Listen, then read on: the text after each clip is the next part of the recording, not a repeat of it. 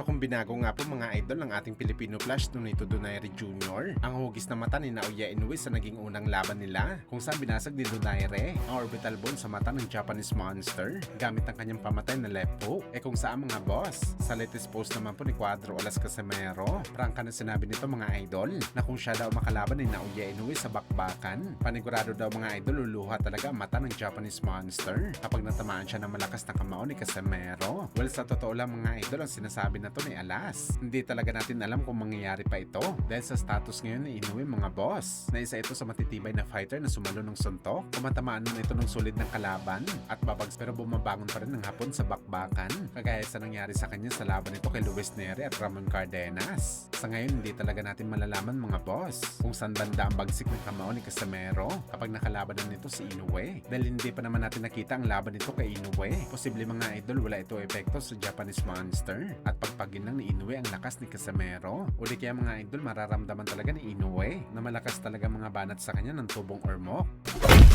Samantala speaking sa bagsik ni Casimero mga boss, para sa mga Pinoy boxing fans, isang paraan lang daw para masabi ni Cuadro Alas na mas malakas talaga ito kumpara kay Naoya Inoue. Gumawa daw ng statement si Casimero mga boss, kalaban ng tunay na malalakas na fighter sa featherweight division, hindi daw pwede sa super bantamweight dahil lahat na malalakas na fighter tinalo na ni Inoue. Dapat daw mga idol talunin ni Casimero ang mga higante ng 126 pounds na sina Ray Vargas at Rafael Espinosa para patunayan sa lahat na talagang malakas ito kumpara sa Japanese Monster. Sa madaling salita mga boss, unahin muna ni Casimero na maging hari sa 126 pounds kung talagang angat ito kay Inoue. Pero gayon pa man mga boss, dadaan talaga sa butas ng karayom si Casimero bago niya talunin si Vargas at Espinosa. Ano sa tingin niyo dito mga boss? Kaya ba ni Cuadro Alas manalo sa bakbakan na to?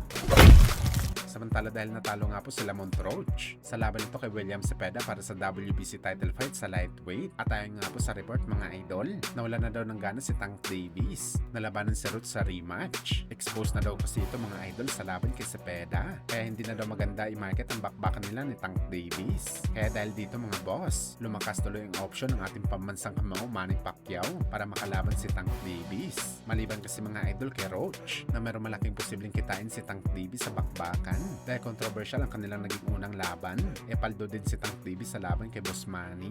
Sa totoo lang mga idol, wala na talaga tayo nakita na laban para kay Tank Davis na posible magbigay sa kanya ng malaking kita sa bakbakan bukod kay Pacman. Bad shot na kasi ito kay Jake Paul at halos lahat ng mga fighters sa PBC naglilipatan na ng ibang promotion, kaya abangan natin to mga boss. Lalo pa interesado din si Pacman kay Tank Davis. Sabi pa nga ni Pacman mga idol, isa daw ito sa mga pangarap niya na laban ang makipagwasakan ng muka kay Tank Davis sa ibabaw ng boxing ring.